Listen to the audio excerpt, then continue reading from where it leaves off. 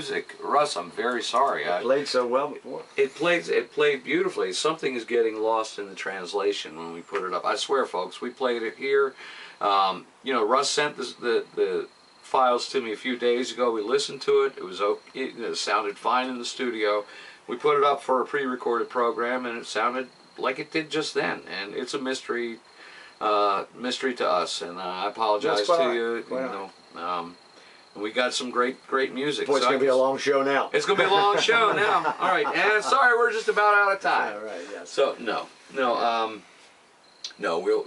In fact, is that CD available? It is available. Yes, it's on Autumn. Folks, it does sound a lot better than that. It's on Autumn Records, which is Dion's publishing company. Well, let's talk about that then. Okay, let's talk about the Dion years. Okay, very enlightening. That was my first taste of big time going to the mountain. Dion was a rocker in the early '60s with big hits, Run Around Sue and Abraham Martin John and Ruby Baby. And he was part of the doo-wop thing in the early '60s. And he translated into a folk singer in the '70s. And in the late '70s, he was looking for, CBS had commissioned him to do 2 albums with CBS Lifesong. And they were in the process of turning him into what they turned Springsteen into. They wanted a resurgence in his career. And I was working with a band with Timmy Camp, Mixed Nuts, in Dover, Delaware at the time. Oh, yeah. And my friend Mark Tiernan called me on a Monday morning and said, "Do you want this gig with Dion?" And I said, "Yeah." And he said, "Okay, you got a ticket waiting for you at the airport." I was out of there in a split second, and met up with Dion, and we went ahead and we did an album of basically mostly Dion tunes, which he had written for him. And I was fortunate enough to get some co-writing for Brooklyn Dodger. We did an instrumental called Streetheart Theme, which is killer. Yeah. Lee Foy just nails it. Unfortunately, I don't have that. Actually, my daughters took that from me, so I don't know where that is. Those CDs are available on Amazon. They're still in print and still available. And he's still doing it though. Right? He does an album every year for whatever label that picks him up. He usually has a 3 or 4 year contract with different labels, and he's turned into an excellent blues guitar player. He does a lot of blues. I still write for him, and he uses some of my songs occasionally on his albums, which is very gracious of him, and I appreciate that. And do you still play dates with him? No, I no longer play dates with him. He doesn't carry a full band with him any longer. Yeah, because I know he does. I remember last year or something, I think you were just both happening to be in Florida at the same time. Yeah, exactly. Yeah. And well, he resides there. He resides in Boca Raton, and we try to hook up whenever either of us are in shouting distance of each other. And he travels up and down the East Coast in the fall and does some festivals. Mainly, he's a solo guy now.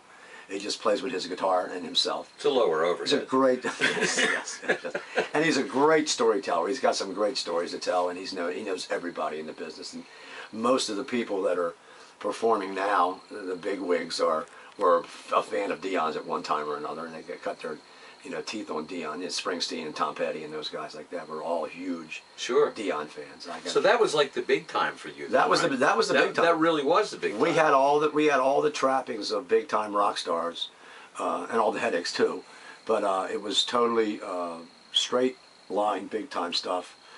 From the videos, from the big time recording studios, to meeting all the people in the business, to the car services, to the nice hotel rooms, we did everything from there.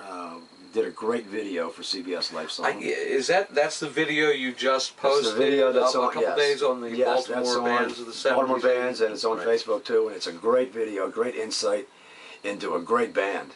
And that was a real milestone video. That was the first video ever to be shown on Don Kirshner's rock concert, if you can remember that.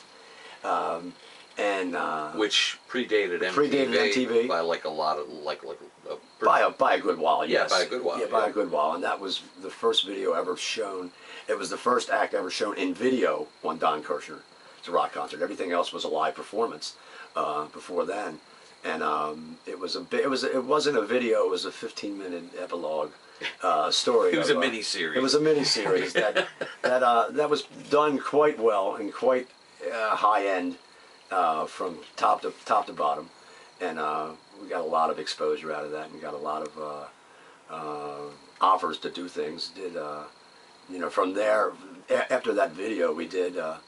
We were doing shows like The Bottom Line, live simulcast from The Bottom Line, with everybody and their brother in the audience, and we would bring them people up. We had Springsteen up, we had Steve, we had Clarence Clemens up playing next to Lee Foy, and it was just a wild time. Paul Simon in the audience, Dylan in the audience, and they were all big Dion fans at the time. That and the Whiskey in L.A., and very fortunate to be asked to do the 1979 CBS Music Convention, along with some big headliners. We actually headlined the show for the CBS bigwigs. But that show included Dion's band, the Sweetheart Band, Carlos Santana, Meatloaf, and a few other acts. Tavares, one of their disco acts. But it was a great time. Pretty high-profile stuff. And we felt like we were in. Yeah. We were being produced by Cashman and West, who did Crack the Sky, and Jim Croce, and we felt like we had actually made the grade. And the funny thing is we were, my good friend and I, Jimmy Kessel and Mark Tiernan, were writing some great stuff at the time. And I have to bring my other Here's another shout out. For those of you that are watching on Google Plus Hangouts, the video feed, Russ has brought some memorabilia here. I'm going to pull it up a little bit closer so those of you who are tuned in can see. This is a couple of. It's a 2 CD set.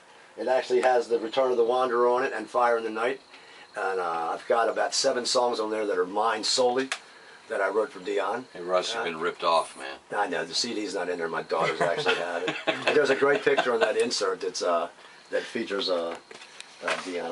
I'll take it out, and you can show it if you like. But it's a great picture that I'm pretty proud of that. You're pretty? You should be. Oh, you're pretty proud. Yeah, that's Yeah.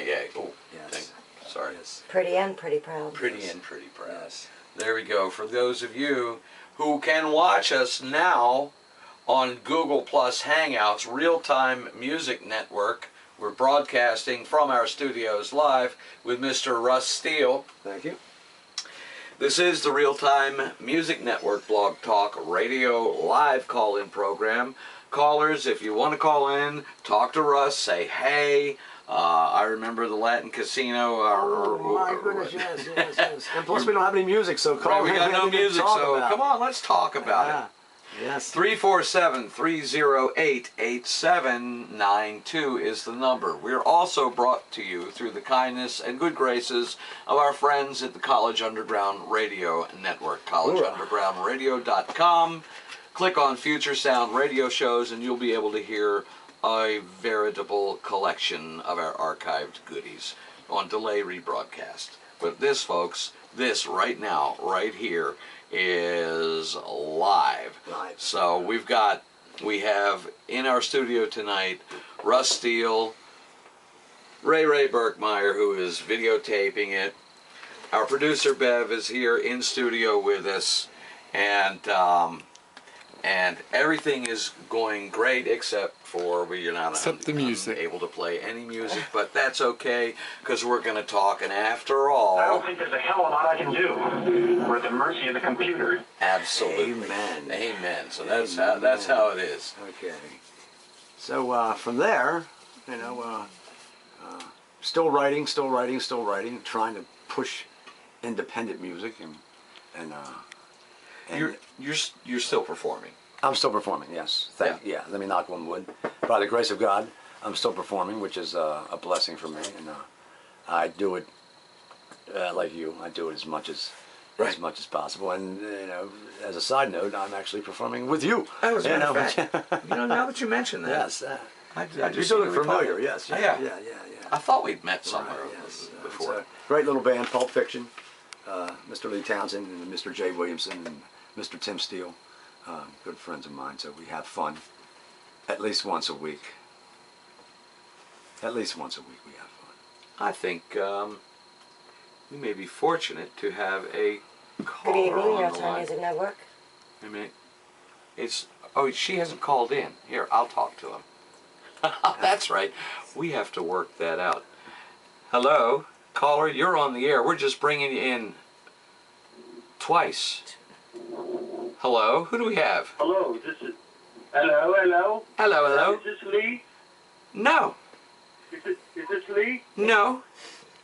Okay, yes, it is. It's not. It is. Yes. No, it is. This is John Cheese. What? John Cheese? John Cheese. Oh my gosh! You know how long it's been? It's been a while. It's been aged. It's been aged. Is there time to say this is the first time I've ever been on live radio? What in the wide world of sports is going on here? Ladies and gentlemen, Mr. Tim Steele. Hello, all, hello, Russ. Hey, Timmer, well, how you feeling? How you doing? I've been better. Yeah. You forgot a big chunk, man. You forgot Holy Smoke. Holy smoke. And Holy Smoke. that refresh my memory. You know something? You're right. The Virginia Beach for God's days. sake. Oh my goodness! You know something? Why is it too Well, you know how cold? my memory's like a sieve. I don't know which one is left. But holy smoke! With Do you remember Virginia Beach? yes, I do quite vividly. I remember. Russell. Yes, I remember quite vividly. $55 a week and a meal a day and 6 shows a week and a matinee on Sundays. Oh, wait a minute. You know what? I turned his mic off. Sorry, Russ. That's all right. Everything you just said, you got to say it over again. All right, I will say it again. Holy smoke was Tim, we were just listening to you. Holy Smoke in Virginia Beach. Virginia Beach with you and I and John Davis and Ty. Wasn't Ty's name Ford? Ty Ford? What was his last name? Ty Ford, I think it was. But anyway, it was $50 a week. It was 75. 75. Okay, then your memory's better than mine. It was one meal a day. No, you got 75. Meals out the club. No, I didn't get 75. And it was one meal a I day. wasn't supposed to tell you that. Yeah, that's right. Yeah. One meal a day, and we did we did a matinee on Sunday, so it was 7 days a week. 7 nights a week. 7 nights a week. Yeah. Matinee on Sunday, $75 a week. But we cut That's some money, baby. We cut some chops on that, didn't we?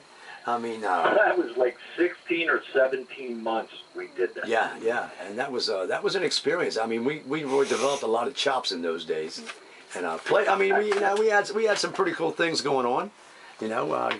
Almost open for the Allman Brothers till they booted us out of that place. Right. Remember that? Oh, Yeah, and that was Yes, you know, and they didn't let us. They wouldn't let us go on. Well, that was with Unmute my Jim Gallion. right. Yeah, exactly. Yes. Unmute myself. I'd Thank you. forgotten about it.